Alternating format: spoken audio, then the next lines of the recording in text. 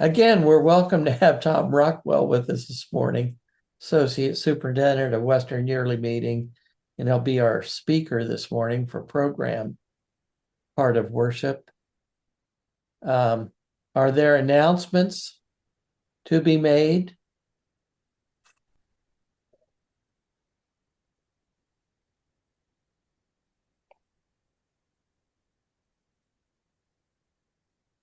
The West Newton Friends Monument has been erected in the cemetery.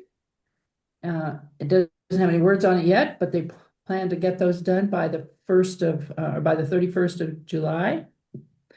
And we're expecting for those who can join us for a gathering around that monument on August 1st. There'll be more information coming out about that, but the unveiling or the just wanting to get together and see what it looks like and honor those people this is a monument to our meeting and the life of our meeting for 200 years. And it says right on it, we're still going. Just so you know. What day in August was it? August 1st, I think that's a Saturday. What time? Oh, let's make it early in the morning, like 10 o'clock, so that it will be a little bit cooler than it might be later in the day.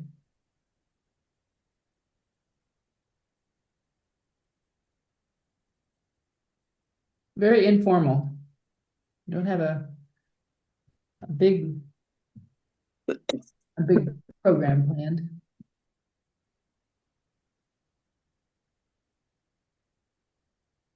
Well, what about joys and concerns to share?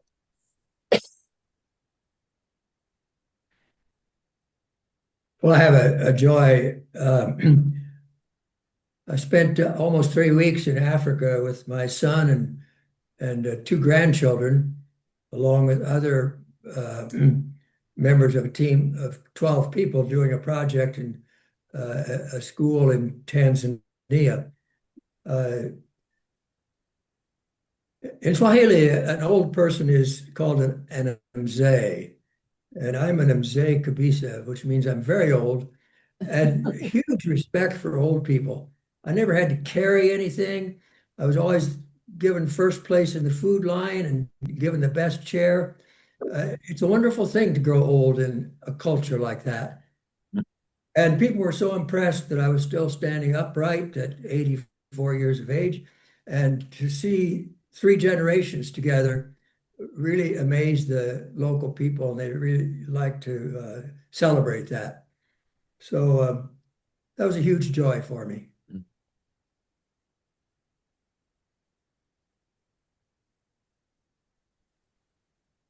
We have a concern. Yesterday we came home and our neighbors, the wife of our neighbor came over to tell us that her husband has a tumor, brain tumor, and a bleed. And we asked for light for his name is Joe. Thursday, sir. Thursday is his surgery at Yale Hospital, so hold him in his prayers.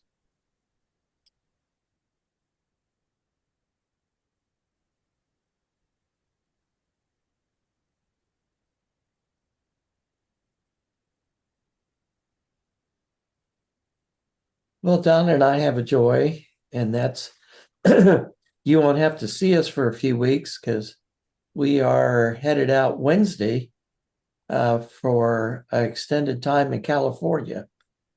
I'll be speaking at Whittier First Friends, and then we're visiting her friends in Southern California where she grew up and lived a lot of her life. And then we're off to Sacramento to meet other friends, one of which was one of the early freedom riders, the youngest one who ever went on a freedom ride in the 60s. And then we go over to Santa Rosa for where Donna most recently lived, and they're having a little late wedding reception for us at the retirement center there, friend's house. So we'll get to see friends there. And then we're going down to Monterey for a Pacific Yearly Meeting and attending there. And I'm going to represent Wilmington College, and Donna, of course, has her Latin American concerns there. So we're going to be gone quite a while with all that travel. So we're looking forward to it, but we'll miss seeing you all.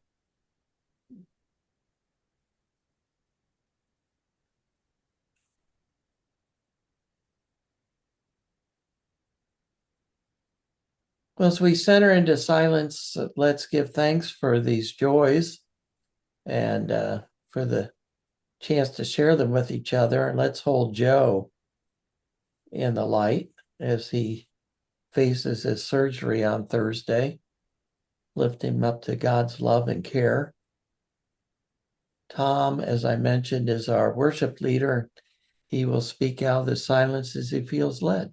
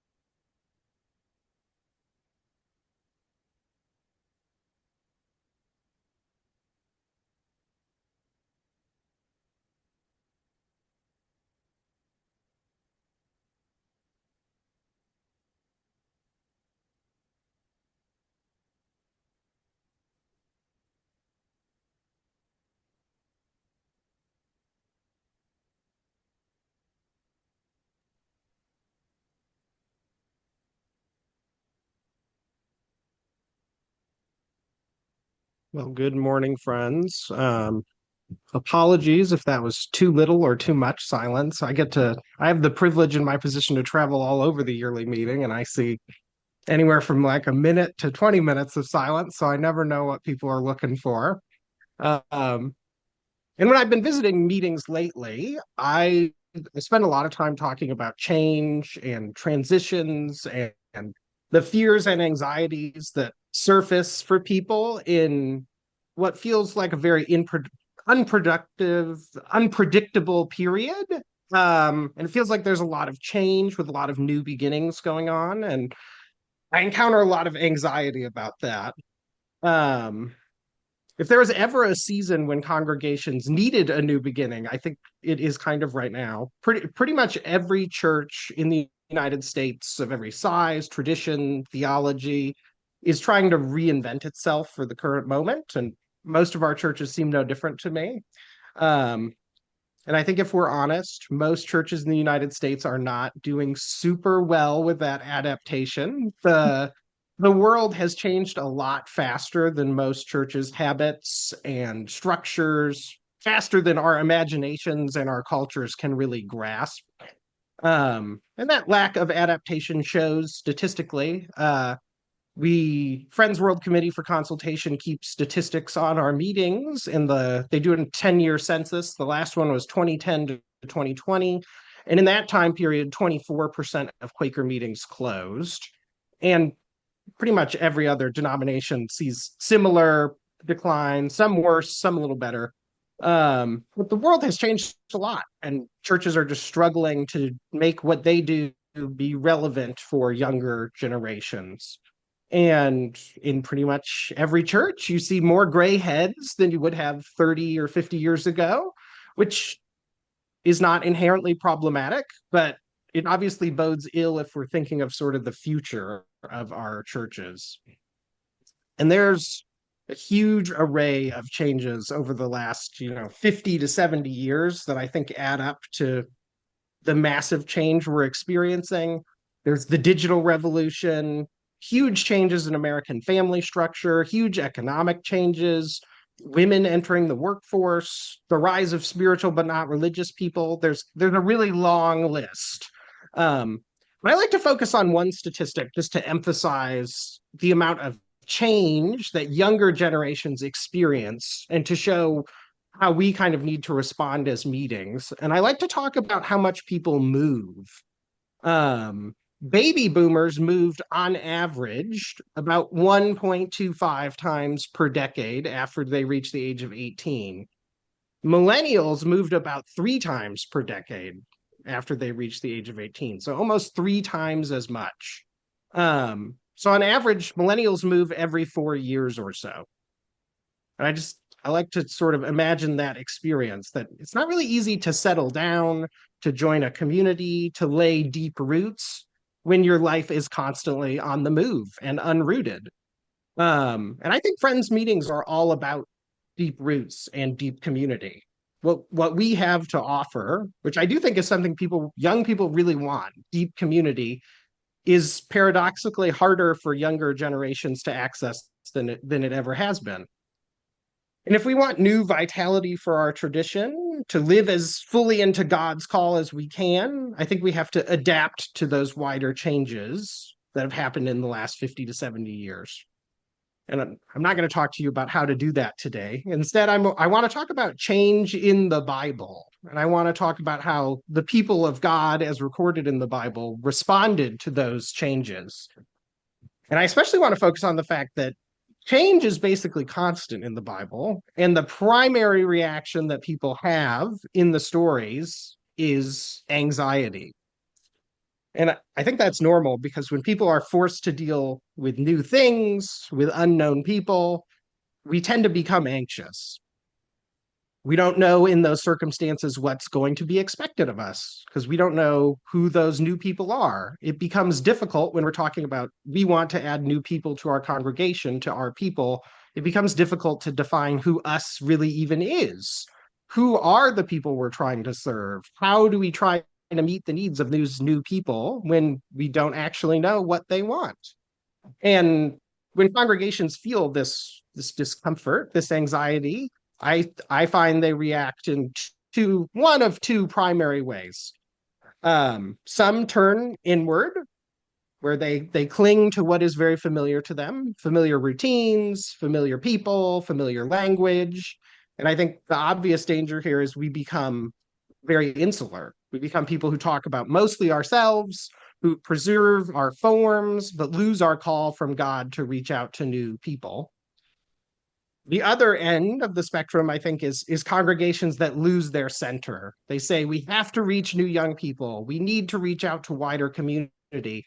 But in the process, they just kind of panic and they imitate whatever it is they see around them that they think will work. And they forget the unique spiritual core that once gave them life. Both of those, I think, are natural impulses, and they both come, in my mind, from anxiety. And neither on its own, I think, is truly faithful. What we're called to do is balance a solid core of our faith, that we know who we are, we know what we want to offer to the wider world, and we have to actually get out there and build new connections and try to build new community. And I will be transparent in saying that I'm extremely biased towards being an outward-facing church. And part of this is because I think churches in the Friends tradition have become more likely to retreat inward than lose their center. And the other part of that is I just think our tradition is, by its very nature, by the work of the early Friends, radically outward-facing. They initially encountered a church that had become very inward, where only select people had access to God and even to Scripture. And the early Friends said that the Spirit is alive, it's speaking to all of us, it's sending us out, and we're not called to hide behind walls, but to speak to the condition of the entire world. And I think the spirit that the early Friends were following is the same today. And my hope is that we can recapture our commitment to speak to the condition of the wider world. And if we want to be a people who can speak to that condition, we have to be able to talk about change and the anxiety that comes from trying to change, because that change, that anxiety often touches a nerve, it awakens grief, it surfaces fears that we've silently carried. And one thing I really want to emphasize is that that is not a bad thing. Anxiety is a normal and good response. And in some ways, it's actually evidence that God is working in us. We're feeling a natural drive to adapt ourselves to what God is calling us to do. And our job in thinking about the future and change is to remind each other that God is calling us to be a community that can speak to what the world needs, and to encourage each other through that discomfort, which is totally normal when we're dealing with change. Okay, so I want to look at three biblical images that talk about change, so that we have them as stories to think of how we can encourage each other in the future. The first is sort of a classic image about change. It's Israel in the wilderness, and discomfort and anxiety come up repeatedly throughout the story of Israel's exodus from Egypt. In the stories, the people of Israel, they've escaped Egypt, they've crossed the Red Sea, God parted the waters, fed them with manna, guided them with cloud and fire, and yet throughout the stories, they are very anxious. And they revert to old norms. They say frequently in the story, let us go back to Egypt. At least in Egypt, we knew what to expect. They grumble, they get nostalgic, they idealize the past, they turn on their leaders, they lose courage, and they express a desire to go back to a situation where they were literally enslaved to avoid having to deal with new situations that made them anxious. And my favorite specific example is when the Israelites first survey the promised land in the book of Numbers. It's Numbers 14, verses 1 through 4. All the members of the community raised their voices and wept aloud. All the Israelites grumbled against Moses and Aaron, and the whole assembly said to them, if only we had died in Egypt or in the wilderness. Why is the Lord bringing us to this land only to let us fall by the sword? Our wives and children will be taken as plunder. Wouldn't it be better for us to go back to Egypt? And they said to each other, we should choose a new leader and go back to Egypt.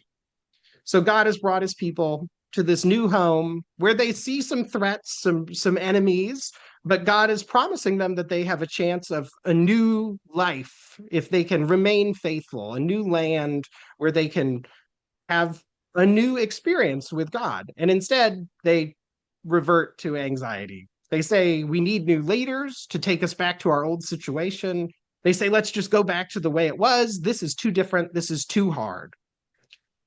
And I think this image of God bringing the people of Israel into a new way of life, of plenty and freedom that they sort of continually reject out of fear is the perfect image for our congregations today. It's a continual reminder that we are going to have anxious reactions to new situations and new people, and we have an obligation to encourage one another to resist that fear, to revert to the way things were. So the first image is the people of God, Israel, in the desert. The second biblical image about change is about Jesus himself. And the pattern of the gospel is death and resurrection, letting go, receiving something new. Change is obviously not the enemy of Christian faith. It's kind of woven into the very center of things.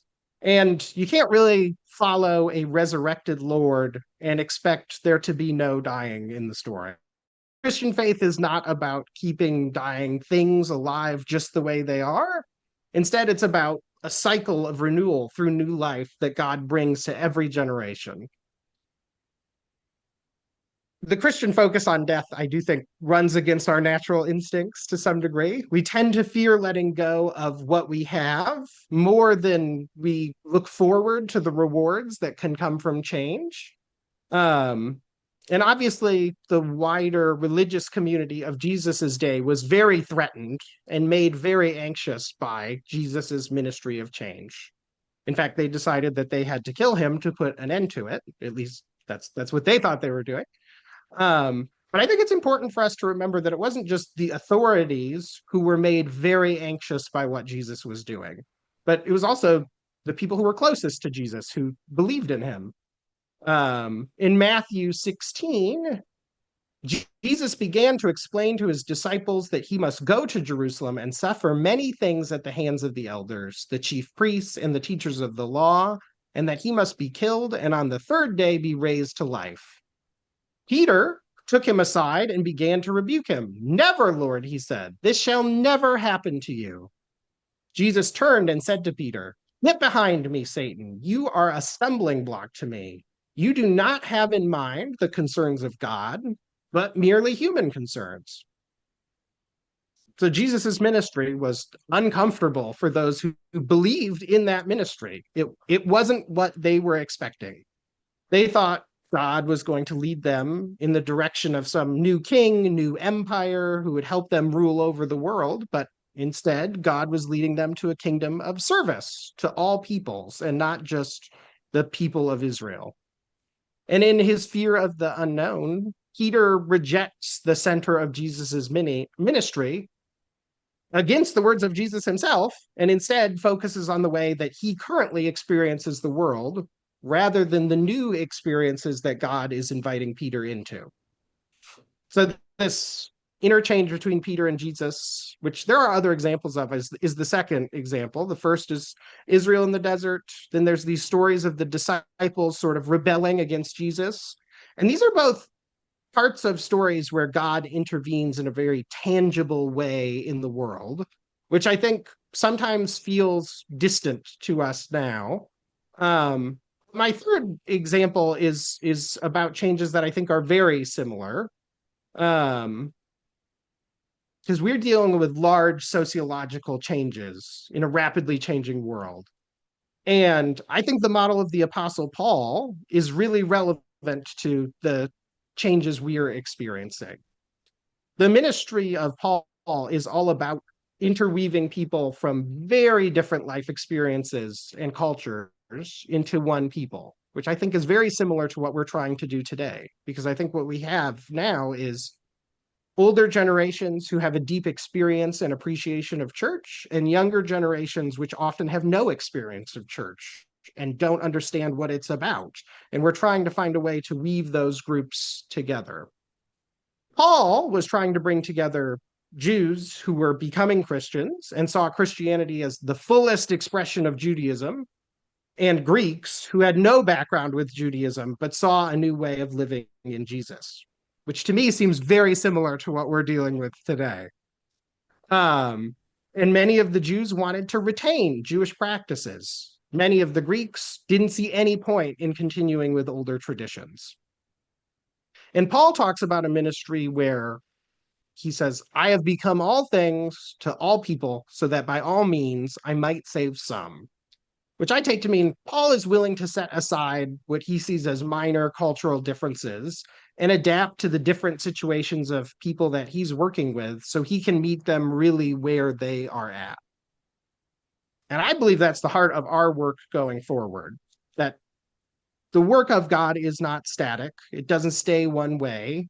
The good news is always the same, and that God is inviting us into the same ministry of Jesus to love each other more fully. But that good news is always different for different challenges, for different people in different eras, in different cultures. And the gospel is an invitation to living in a way that declares that God is among us in a way that allows us to live very differently from the ways of the world. The world encourages us to be selfish. The gospel encourages us to seek connection with others. The world tells us there's danger in the unknown. The gospel encourages us to leaps of faith that guide us to new faithfulness. The world tells us we don't have enough. We simply have to protect what we have and ourselves and our family, whereas God gives us a much deeper invitation to abundance where there's enough for all of us living together. And our job is to take our sense of God's work and see where our current culture and the religious seekers that are in it are most in need of God's presence. And that very much mirrors what Paul was trying to do, to be all things to all people so that we would have a love that goes beyond the cultures of the world. So the models are change among the people of God in the desert, in the ministry of Jesus himself, and the discomfort that brought up for his disciples, and the ministry of Paul of interweaving these different peoples. And as we think about those models, I want you to sort of think back to the two tendencies that I mentioned earlier. The inward pull that protects what is familiar but risks becoming insular, and the outward pull that meets the moment but risks losing its spiritual core. And we need to build that solid sense of who we are to be strong enough to reach out. And faithful transformation really happens when those two tendencies come together, when they talk to each other. There's a quote from the theologian Howard Thurman that I go back to a lot. And he says, community cannot for long feed on itself. Community can only flourish with the coming of others from beyond, their unknown and undiscovered brothers and sisters. So we have to have new people to have new life. And I want to look back shortly at these different changes to see how they impact us. So I think we have to remember that, like the Israelites in the desert, God is leading us in new directions that are going to be uncomfortable. We should remember the ministry of Jesus as a reminder that we have to be willing to let go of some ways of doing things that have ceased to be life-giving, and that if we can do that, God will bring us new ways of infusing life into our communities. And we have to remember the work of Paul, bringing people from different cultures together into the body of Christ and finding new faithfulness that surpassed the imaginations of any of the cultures that came together on their own. I can't remember if you guys do a period of silence, but if we do, or if we don't, I encourage you to think about the ways that you think we have to change to meet the needs of the world, and the ways that that change makes you uncomfortable and anxious.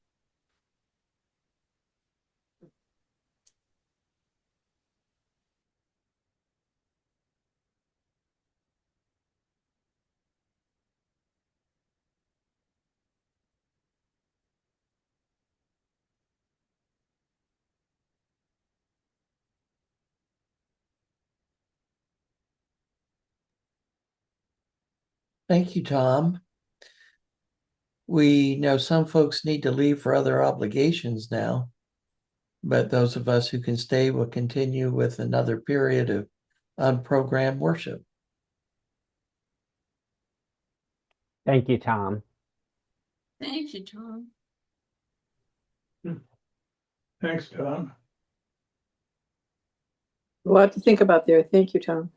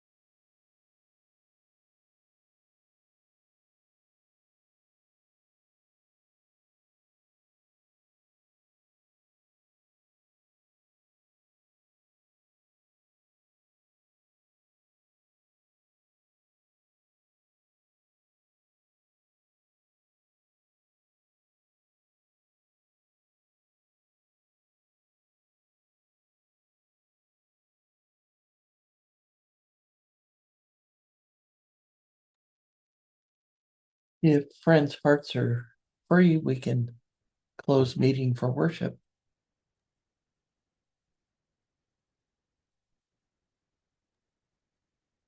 Have a good trip, Brent. Thanks.